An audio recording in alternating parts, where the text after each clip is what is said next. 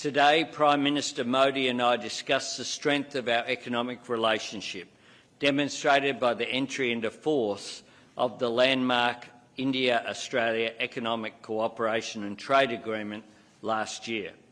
This has eliminated tariffs on more than 85% of Australian goods exported to India, benefiting Indian consumers and providing cheaper inputs for Indian industry. We also agreed on an early conclusion of our ambitious, comprehensive economic cooperation agreement as soon as possible, and I'm hopeful that we'll be able to finalise that this year. This transformational deal will realise the full potential of the bilateral economic relationship, creating new employment opportunities and raising living standards for the people of both Australia and India.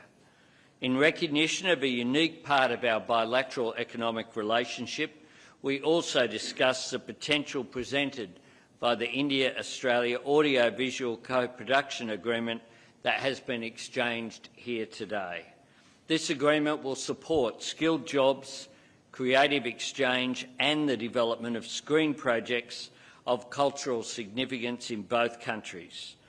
Prime Minister Modi and I also discussed the urgent need to address climate change and support the implementation of the Paris Agreement. I am proud of the existing cooperation between Australia and India on solar and hydrogen, two technologies that are critical to our energy transition goals, and the opportunities for us to work more closely to secure critical mineral supply chains.